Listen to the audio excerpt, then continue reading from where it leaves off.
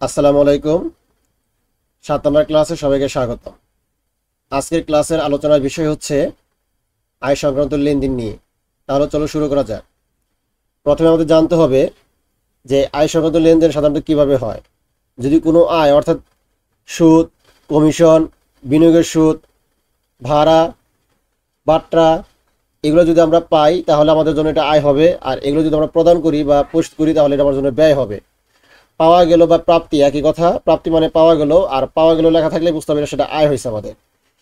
তার মানে এখানে তার বিপরীতে আমাদের অবশ্যই যদি নগদ টাকা পাই তাহলে নগদ হিসেবে ডেবিট করতে হবে। যদি চেকের মাধ্যমে বা ব্যাংকের মাধ্যমে টাকা পাওয়া যায় তাহলে ব্যাংক হিসেবে ডেবিট করতে হবে। আর আয় যদি আমাদের বাকি থাকে বা অনাদায় থাকে তাহলে সেক্ষেত্রে আমাদের প্রাপ্য আয় অথবা অনাদায় আয়কে ডেবিট করতে হবে। আর সকল প্রকার আয়কে আমাদের ক্রেডিট করতে হবে যদি আয় বৃদ্ধি পায়। আর সকল প্রকার আয় ক্রেডিট মানে হলো ব্যবসা প্রতিষ্ঠানে আয় বৃদ্ধি পাওয়া। আর আয় বৃদ্ধি পেলে আমাদের কিন্তু অনার্স ইকুইটি বৃদ্ধি পাবে, অর্থাৎ মালিকানা সত্ত্ব বৃদ্ধি পাবে। তাহলে কয়েকটি উদাহরণের মাধ্যমে বিষয়টি আরও পরিষ্কারভাবে ধারণা দেওয়া হলো। 1 নম্বর লেনদেনে বলা হয়েছে বিনিয়োগের সুদ পাওয়া গেল 5,000 টাকা। এই লেনদেনে আমাদের ডেবিট ক্রেডিট হবে, নগদ হিসাব ডেবিট এবং বিনিয়োগের সুদ হিসাব ক্রেডিট।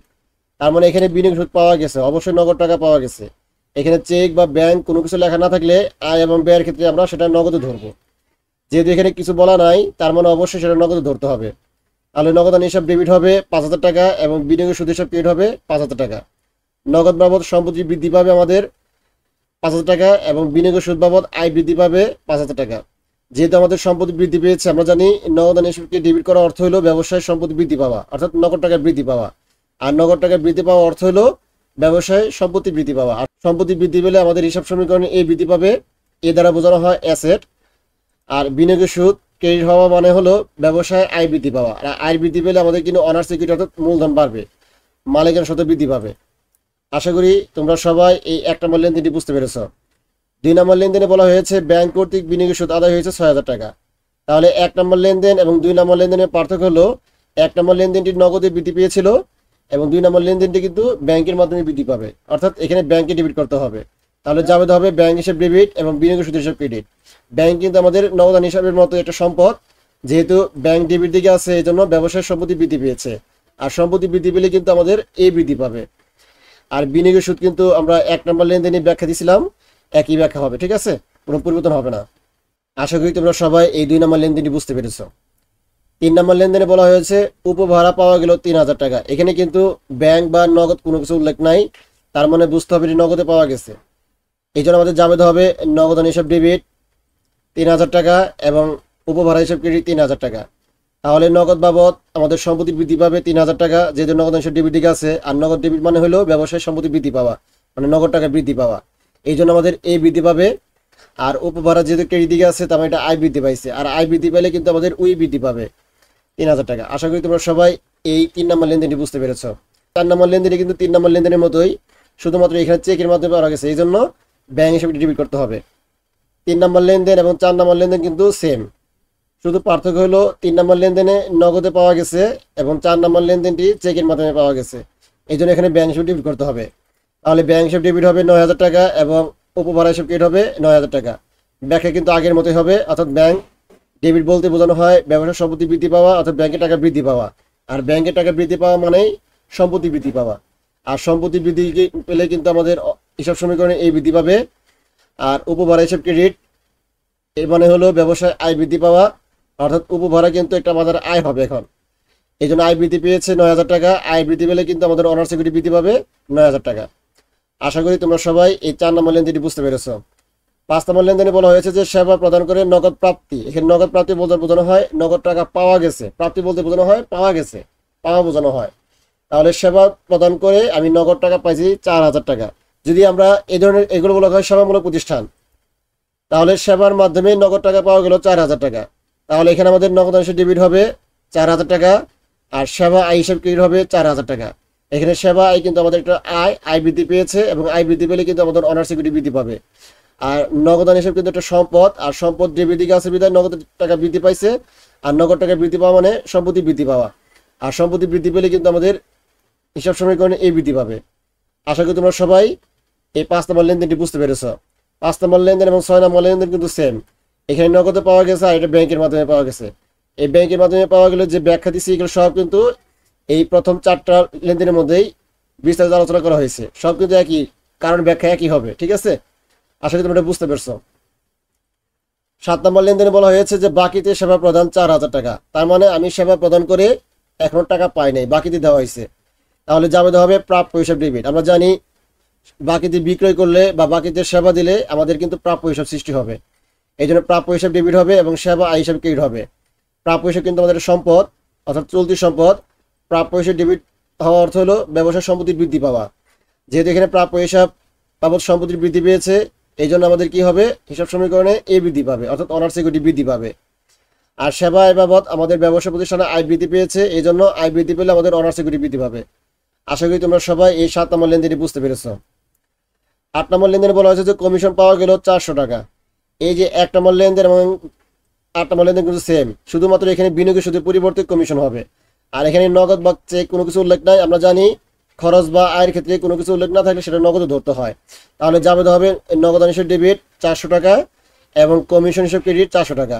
তাহলে যেহেতু নগদ হিসেবে ডেবিট দিকে আছে, তার মানে ব্যবসা প্রতিষ্ঠানে আমাদের নগদ বাবদ সম্পত্তির বৃদ্ধি পেয়েছে, অর্থাৎ নগদ কিন্তু একটা সম্পত্তিবাচক হিসাব। নগদ টাকা বৃদ্ধি পাওয়া মানে ব্যবসার সম্পত্তি বৃদ্ধি পাওয়া, আর সম্পত্তি বৃদ্ধি পেলে আমাদের কিন্তু হিসাব সমীকরণে এ বৃদ্ধি পাবে। আর কমিশন হিসাব ক্রেডিট হওয়ার মানে হলো ব্যবসায় আয় বৃদ্ধি পাওয়া, আর আয় বৃদ্ধি পেলে কিন্তু আমাদের অনার্স ইকুইটি বৃদ্ধি পাবে। আশা করি তোমরা সবাই এই 8 নম্বর লেনদেনটি বুঝতে পেরেছো। সব আয়ের জাবেদা কিন্তু একই হবে। যেমন এখানে কমিশন পাওয়া গেছে, শুধু কমিশনের জায়গায় ওই আয়ের নামটা লিখলেই হবে। সবাই লক্ষ্য করো, দেখো 1 নম্বর লেনদেন 2 নম্বর লেনদেন সব কিন্তু প্রায় সেম। ঠিক আছে, শুধু আয়ের নামটা ভিন্ন। আবার বলা হয়েছে শিক্ষানবী সালামি পাওয়া গেল 500 টাকা, সেম, শুধু কমিশনের পরিবর্তে আমরা শিক্ষানবী সালামি লিখবো এখানে। তাহলে যাবে হবে নগদ হিসেব ডেবিট এবং শিক্ষানবী সালামি হিসেব ক্রেডিট 500 টাকা। ব্যাখ্যা কারণ সবই কিন্তু একই হবে, কোনো পরিবর্তন হবে না। তারপর বলা হয়েছে সুদ পাওয়া গেল 300 টাকা, এটাও কিন্তু সেম হবে। তাহলে যাবে হবে নগদ হিসেব ডেবিট, সুদ হিসেব ক্রেডিট 300 টাকা। কারণ ব্যাখ্যা এবং হিসাব সমীকরণের প্রভাব কিন্তু একই হবে, কোনো পরিবর্তন হবে না, আগের মতোই হবে। যদি এখানে চেকে পাওয়া যেত তাহলে নগদের জায়গায় ব্যাংক হইতো। যদি এই সুদের টাকা যদি বকেয়া থাকতো তাহলে এখানে লিখতাম প্রাপ্য সুদ বা অনাদায়ী সুদ হিসাব ডেবিট। ঠিক আছে। আবার 11 নম্বর বলছে যে ভবিষ্যতের সেবা প্রদান করার জন্য অগ্রিম গ্রহণ করা হয়েছে। সবাই লক্ষ্য করো, আমি ভবিষ্যতের সেবা দিব, কিন্তু তার আগে কিন্তু আমি অগ্রিমটাকে নিয়ে রাখছি, আমি কিন্তু সেবা দেই নাই এখনো। অর্থাৎ ভবিষ্যতের সেবা দিব, এই জন্য টাকাটা অগ্রিম নিয়ে রাখছি, এখনো সেবা দেওয়া হয় নাই। এই জন্য যাবে হবে নগদ অংশ ডেবিট, অর্থাৎ টাকাটা আমি অগ্রিম না মানে কি টাকাটা অবশ্যই নিয়ে রাখছি, এই জন্য নগদ অংশ ডেবিট হবে। ব্যবসায় নগদ টাকা বৃদ্ধি পাবে, অর্থাৎ সম্পত্তি বৃদ্ধি পাবে, আর সম্পত্তি বৃদ্ধি পেলে আমাদের এ বৃদ্ধি পাবে।